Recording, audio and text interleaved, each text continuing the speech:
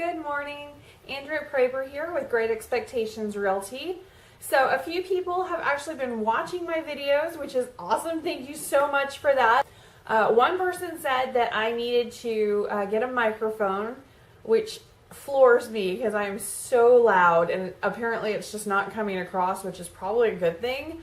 My husband's constantly telling me that I need to laugh a little quieter. How do you laugh quieter? Anyway, I am going to get a microphone so you guys can hear me a little clearer and, just make it a little more like we're having an actual conversation, which is what I'm going for. The other suggestion is actually from somebody that I've been working with for quite some time.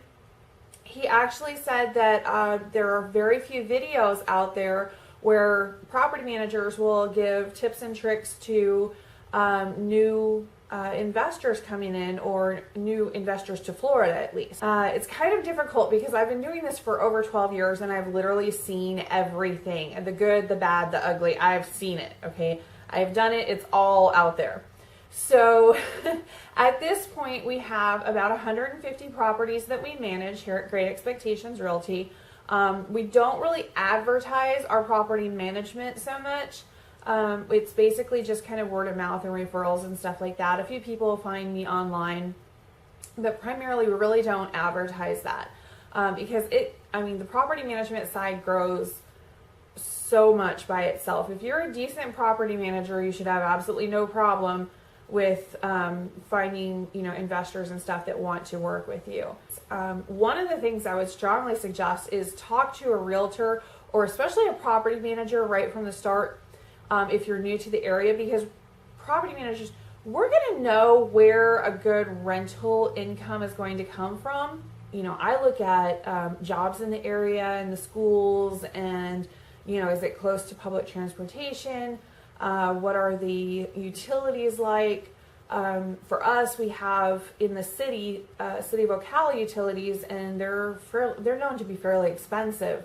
But if you go outside the city limits into the county area, then you're going to have SECO, which is Sumter Electric Company, Cooperation, something like it's a co-op anyway.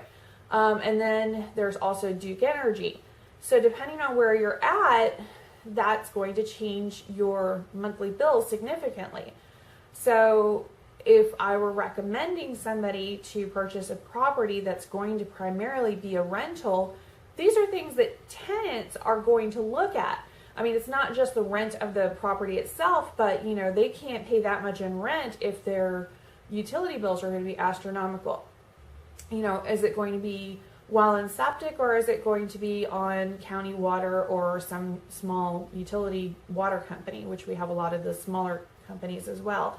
So these are all things that you want to look at. You also want to look at HOA, if there's going to be a monthly fee, because that really does affect your bottom line, really. So those things are awesome to look at first and foremost. So you find the area, the general area that you want to purchase a investment property in, based on the amount of people that are going to want to live in that area and the cost to them. So it's not just your cost, but it's also their cost. So once you do that, you find a basic area that you think would be great for more rental properties. You make sure that the HOA allows all that. And so you find the area, then you have to find the house. Normally I recommend a 3-bedroom, 2-bath, double-car garage house. I prefer concrete blocks. Some people prefer frame. Frame is normally a little bit less expensive, but I think the sturdier, the better, the longer it's going to stay there. But again, that's just me. Either way, whatever you decide, you need to decide that for yourself. I also like houses that are for return on investment. I normally prefer houses that have been beat up just a little bit. Maybe has good bones. That's the roof, the plumbing, the electrical, the air conditioning system. Those are all in really good shape, but the house itself has been beat up. Maybe the carpeting is, not so great. It's got like black or red walls or something, looks really dark. I kid you not, people paint their walls black. So those are things that you want to look for when you're looking for an investment property is, get something that's a little beat up. For me personally, I always say that the worse it smells, the better the deal you're going to get, because a lot of people are going to go in and go, are you crazy? How could you even put something like this on the market? I go in, I smell money. Because if it has a really horrible odor, like cats or dogs or something has gone crazy in there or whatever, that's easy. We have slab homes down here. It's not like it's gotten down into the wood or something. We don't have that really here. So it's a concrete slab. So all you have to do is remove the flooring, bleach the concrete, and you're good to go. I always highly, highly, highly recommend that you go ahead and do tile flooring. Now, we have some great relationships with some of the tile companies in town, and we get a lot of really great prices because we buy so much of it for the owners and everything. So, I mean, we get some really great tile for really low prices. But, you know, that's been years in the making, so you might not have that. But even without that, go ahead and take the hit up front and pay extra to get tile. It is so worth it in the long run. With carpeting, you have the constant issue of, you know, are the kids going to go in there and spill red Kool-Aid, which you will never get out. I kid you not, it does not come out. I have tried. So if they, you know, red Kool-Aid, by the way, is banned at our house, even with tile floors. So, so if there's, you know, anything like that, if they have a pet, are you going to have to say no pets because you have, you know, carpeting? It's not just pets that ruin carpeting either. I mean, people are just hard on it, and it's not just kids. I mean, adults are hard on carpet. So carpet in itself isn't too expensive. Once you do the padding and the carpeting and the installation and everything, it gets pretty pricey pretty quickly. Then when the tenants move out, you of course have to have it cleaned. Even if it looks kind of clean, you still want to make sure it's clean because they've been in there for a year, 2 years, 3 years, and who knows what's in the carpet at this point. So just for sanitary purposes, clean the carpet. So again, it's just this constant cycle of taking care and maintaining the carpet. Tile, super easy. Once every few years, you have somebody professionally go in and clean the grout in the tile, you're good to go. It looks like brand new. So it's really not the same kind of thing. It's also really not expensive to maintain. As long as you get tile that is up to date. If you get something, you know, the little squares from, you know, maybe 1990, it's like white or something, like, you know, get something up to date. You don't want the house to be dated before it's even gotten on the market. And there is a market. That's another thing that I want to talk to you about. Try and make the colors neutral in the home. I know realtor beige is kind of on the way out. A lot of people are going to gray, obviously, and you have to be really careful with your grays. You don't want to be too blue, too dark, too whatever. But we've found a few shades that really seem to work for a lot of people, and so we're doing, you know, neutral flooring, and we're doing, you know, gray on the walls with white trim. It looks really bright and inviting and modern. So you want to go with modern. You don't want your house to look like, you know, 1976, even if it was built in 1976. So we want to work on that. Try and get it as neutral as possible. You know, don't go and do like accent walls. Well, that accent wall color might not work for everybody that's coming in. So just keep it bland, keep it neutral. You want as many people as possible to come in and really see themselves living there. And the blanker the canvas, the easier that is for them to do. So another thing that you want to do is, of course, you know, update your appliances, update your cabinets and countertops and stuff like that. Now, a really great trick for kitchens, finally, they have made a paint for even laminate cabinets that actually stays on. It's fantastic. Okay, I've been using this lately. It is really, really, really great. So definitely go ahead and do that. Just some white paint on some of those, you know, old cabinets can really freshen it up. Also change out the knobs on the cabinets, because that can literally take 10 years off the cabinets. Cabinets really don't get that beat up normally. The countertops, yes, definitely. Change out the countertops normally. If you have like yellow countertops or something, you know, wood grain countertops, and it's actually not wood, just get it out. Okay, it's really not that expensive, and it is going to look amazing. The kitchen will look amazing. If you just get some countertops, maybe from Lowe's or Home Depot or something, and, paint those cabinets white, it will look like a whole new modern kitchen in no time. Okay. So those are just a few tricks that it's going to save you money in the long run. If you have the money to go ahead and replace the cabinets and they need to be replaced, by all means, I'm not stopping you or saying, oh, you just need paint. Each house is a little different. Each property is a little different. So do what you got to do. Put your money where you need to. But definitely make sure that the bones of the house are taken care of first. So you want to make sure that your plumbing is in good condition, your electrical is in good condition, your air conditioning, which we use a lot here in Florida, is in good shape, and of course the roof. So those are the things you really, really want to make sure that they're in good condition, because those are going to be the expensive fixes. I would always recommend, make sure you have a licensed electrician do any of your electrical. Make sure you have a licensed plumber doing anything plumbing. I don't touch water and electrical at all. My maintenance guy, nobody does that. It's only the electricians and the plumbers touch that stuff. Okay. As far as normally, I can tell pretty quickly walking into a house if it's something that I'll even want to manage.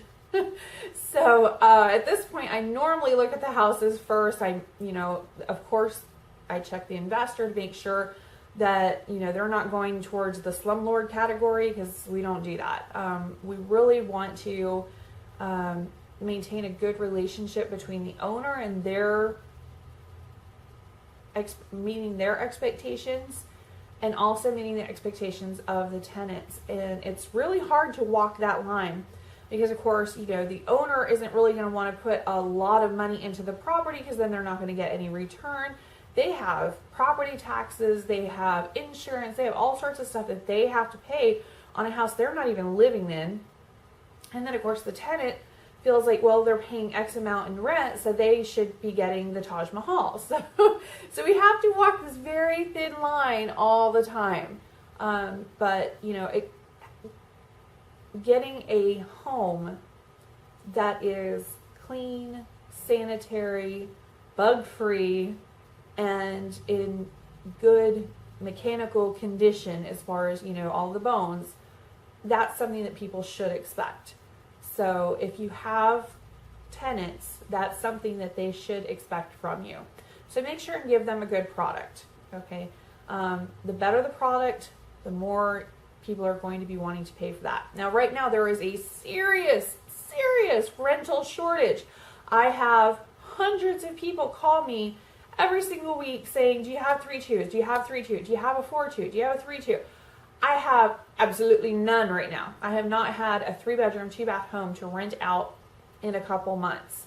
So the rents are going up and up and up, because there are not enough houses for people to rent right now. So we're highly, highly recommending anybody that's out there renting, they need to purchase a home. It's going to be a lot less expensive, because of course, when you have high demand, you have high rent. And a lot of the investors that had houses during the recession are now selling those houses off, because it's been enough years that they're no longer underwater. The market has changed. So they're able to not only sell their houses without taking a loss, but they're also actually making money off of it. So a lot of those people are selling the houses. So tenants that have been in them for years, and they're feeling like, this is my home, it's not really their home, it's the investors, and they're like, I'm sorry, you have 2 weeks to move out. If they don't have a lease and they're month to month, 15 days is the legal allowance. Now, of course, any of the owners I'm working with, they're giving as much notice as possible, a month or 2 or whatever. So that's great, but that's not the legal obligation. That's just because I work with some really, really great investors. It's really heartbreaking to watch the tenants, because they're thinking that everything's going so smoothly and they're going to be there for the next 10 years, and they're not. It's such a shortage of houses too right now, because we haven't been building in over 10 years, that there's just not that much out there to buy. So the houses are being sold, and they're being asked to move out. So anybody that is interested in becoming a landlord and getting into investment properties, I highly recommend doing that, especially single family homes right now. If you can get a cookie cutter, 3-bedroom, 2-bath home, absolutely, definitely do it. Work with a professional though, so that you know that you're in the right area, so that you're going to have demand because of work and schools and all that kind of stuff. That whole infrastructure is set up for it, and to make sure that you're allowed to rent out, because there are some HOAs that will not allow you to rent out your home, even long term. So definitely check into all of that stuff first, and then go ahead and jump into that. Now, that being said, I'm going to also share some of my funnier stories with property management, because I have got some doozies over the years. One of my favorites is, this is about 8 years ago. I got a phone call, and a tenant called up saying, I need your help. I said, okay, what can I help with? And she says, there's a squirrel in my toilet. And I wasn't really sure how or what. I started laughing. I'm sorry, but I literally could not stop laughing. I'm like, how in the world did the squirrel, is it alive? And she says, oh yeah, and it's mad. So, well, how did the squirrel get in the toilet? Just out of curiosity. I mean, I was literally thinking maybe there was some plumbing issue or something. I mean, there's stuff that you can't come up normally, but who knows? Maybe something was broken. Well, apparently she had been doing some cleaning the day before, and she had all the windows and the doors open. She was just doing some spring cleaning. And at some point, the squirrel had snuck in. So, and as far as wildlife in Florida, a squirrel is really not that bad, truthfully. So, anyway, she had the toilet lid up, and, she went to bed. Well, about 5 or 6 o'clock in the morning, she went in to go to the bathroom, and she sees this squirrel doing laps in the toilet bowl. And it was trying to get out, and it was apparently very, very feisty. So she just, shut the lid and was not really sure what to do. So she patiently waited for me to come into the office, I guess. And, we do have an emergency line. She didn't call that. She actually called me in the office. So that poor squirrel had been in there for who knows how many hours. He probably had just tried to get a drink of water and fell in. So anyway, needless to say, I told her, my thing was go ahead and let it out. And she says, no, I don't know if it'll bite me or something. And I'm like, okay, that's a valid fear. Because if I was in a toilet bowl doing laps all night, I would probably be pretty feisty too. So anyway, we did end up going ahead and sending pest control. Tyndale Pest Control is awesome, by the way. So I explained to them. They stopped laughing eventually. And they did go out there and get the squirrel and freed it to, live its life. I literally, to this day, I still can't believe somebody called me up and said, you got to help me out. I have a squirrel in my toilet. I mean, the things that you will hear, see, and do in property management are just crazy. I mean, the craziest things happen. So anyway, that's my story. I thought I would share it with you guys. I will do another video for investors later that goes more into how to handle, getting a tenant, screening, and all that stuff. But for now, just enjoy that story and ponder the possibilities. When you get into property management and into being a landlord, you never know what you're going to get. So welcome to the mayhem. If you have any questions, or if there's a question that I can answer, please feel free to ask me. I love getting questions. I love responding to people. So just hit me up. All right, thanks. You guys have a great day. I'm Andrea Proeber. This is Great Expectations Realty. See you soon.